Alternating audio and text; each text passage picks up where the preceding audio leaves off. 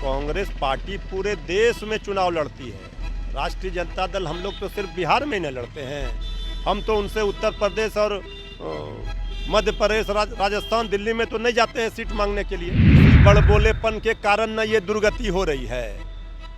ये कांग्रेस की दुर्गति क्यों है? सब कुछ ऑल इज वेल है, वहाँ आग लगी है, घमासान है। आपका देखिए जाकर के एनडीए में मल्ला समाज, निषाद समाज के बेटा को, निषाद समाज को अपमानित किया जा रहा है। बिहार के दोनों दलों में घमासान छिड़ा है। एनडीए की बात करें या महागठबंधन की, महागठबंधन में जिस तरीके से कांग्रेस के नेता कह रहे हैं कि हम लोग इंतजार कर रहे थे लेकिन तेजस्वी यादव मिलने नहीं आए, और यहाँ तक कहा कि मंत्री भी कांग्रेस के ही बदौलत, आरजेडी के जो लोग बने हैं वो कांग्रेस के बदौलत। लेकिन आखिरकार इस तरह से क्यों कर रही है आरजेडी? बात करेंगे आरजेडी के प्रवक्ता मृत्युंजय तिवारी से। क्यों कर रहे हैं आप लोग इस तरीके से? हम लोग क्या कर रहे हैं? अब कांग्रेस को अगर इतनी भी समझदारी नहीं है और ज़मीनी हकीकत को नहीं समझना है तो फिर ये सीटों के लिए सिर्फ हाय तौबा मचाने से तो कोई फ़ायदा नहीं होगा। कांग्रेस पार्टी पूरे देश में चुनाव लड़ती है। राष्ट्रीय जनता दल हम लोग तो सिर्फ बिहार में नहीं लड़ते हैं, हम तो उनसे उत्तर प्रदेश और मध्य प्रदेश, राजस्थान, दिल्ली में तो नहीं जाते हैं सीट मांगने के लिए। तो कांग्रेस पार्टी को समर्थन और सहयोग अगर राष्ट्रीय जनता दल को बिहार में करेगी, हमारी ताकत के बल पर ही कांग्रेस का बल यहाँ है। 19 विधायक आज जीते हैं तो वो देन है तेजस्वी यादव जी का। आप ही कैसे कह सकते हैं? कांग्रेस के नेता तो कह रहे हैं कि हमारे बदौलत मंत्री बने हैं। इसी बड़बोलेपन के कारण न ये दुर्गति हो रही है। ये कांग्रेस की दुर्गति क्यों है? जिद्द के कारण 70 सीट ले लिए विधानसभा चुनाव में, क्या हुआ? उन्हीं के कारण सरकार नहीं बन पाई। अब 2 सीट उपचुनाव के थे, उसी में जिद्द के कारण अपना उम्मीदवार उतार दिया। कितना वोट मिला? एक कांग्रेस पार्टी के साथ तो हम लोग खड़े हैं राष्ट्रीय स्तर पर। हम लोग तो मजबूती के साथ हैं कि भारतीय जनता पार्टी को भगाना है, देश को बचाना है। लेकिन राज्यों की परिस्थिति अलग होती है। आप देखिए बंगाल में, वहाँ ताकत है टीएमसी ममता दीदी, उत्तर प्रदेश में अखिलेश यादव जी समाजवादी पार्टी, झारखंड में झारखंड मुक्ति मोर्चा, यहाँ राष्ट्रीय जनता दल आदरणीय लालू प्रसाद जी, श्री तेजस्वी यादव जी। अगर ये बात भी कांग्रेस नहीं समझ रही है, अब बेवजह का उछल कूद कर रही है, जिससे कोई फायदा होगा?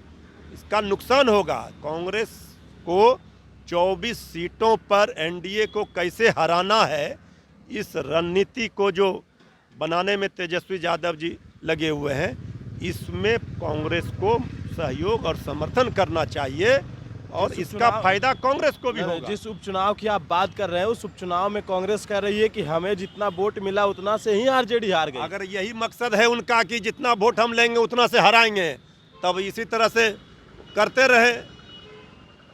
अरे कांग्रेस पार्टी को राष्ट्रीय स्तर पर न भाजपा से चुनौती है, वहाँ वो ताकत, हमारे ताकत से, क्षेत्रीय दलों के ताकत से न उनकी ताकत बढ़ेगी, और यहाँ वो हमको कमज़ोर करेंगे तो फिर वहाँ क्या दुर्गति है लोकसभा में?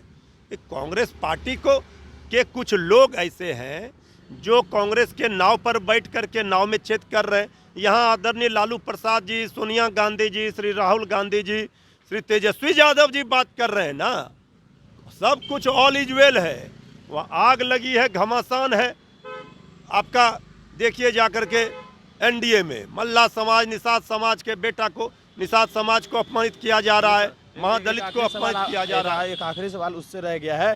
सवाल ये है कि अब आप लोग कांग्रेस के नेता को नोटिस तक नहीं ले रहे हैं, दिन भर बैठे रहे हैं, लेकिन तेजस्वी यादव ने मुलाकात नहीं की। देखिए कांग्रेस पार्टी को तो, हमारा तो गठबंधन है पुराना, लेकिन बेवजह का जब हमारे नेता प्रतिपक्ष श्री तेजस्वी यादव जी ने स्पष्ट कर दिया कि जिनको जिनको चुनाव लड़ना है उनको हरी झंडी दे दी गई, वो अपने अपने क्षेत्र में मेहनत कर रहे हैं, लेकिन कांग्रेस यहाँ अपने क्षेत्र में मेहनत करने के बदले यहाँ सीट लेने के लिए परेशान है, हाय तौबा कर रही है, समय बर्बाद कर रही है।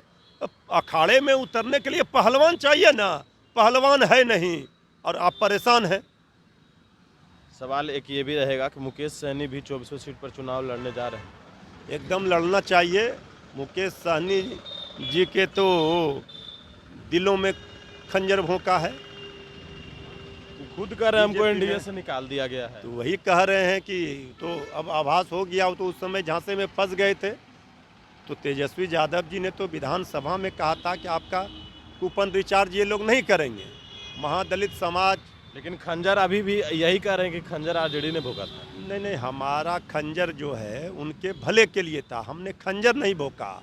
आरजेडी ने तो 3 सीट लोकसभा में दिया, फिर विधानसभा में सीट दे रहे थे, प्रेस कॉन्फ्रेंस में बैठे थे, वहाँ तो प्रेस कॉन्फ्रेंस में भी नहीं बैठाया बीजेपी जेडीयू ने।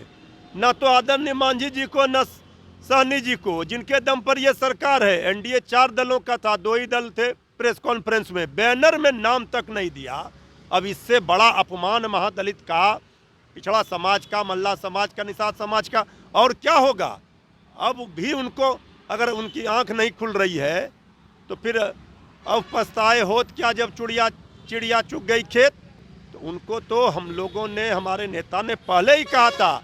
आज उन दोनों की वैल्यू पूछ वहाँ एनडीए में इसलिए हुई, ये आदरणीय लालू प्रसाद जी, तेजस्वी यादव जी का देन है। हम लोगों ने लोकसभा चुनाव में सबको सम्मान दिया था तेजस्वी यादव जी ने, लेकिन कुछ लोग गलती कर गए, झांसे में फंस गए और आज देख लीजिए क्या स्थिति कर दिया। हम लोगों को पूरी सहानुभूति है, लेकिन ये आभास उनको तो अब हो रहा होगा कि किस तरह से ठगने का काम किया। ये तो बीजेपी का चरित्र रहा है ना।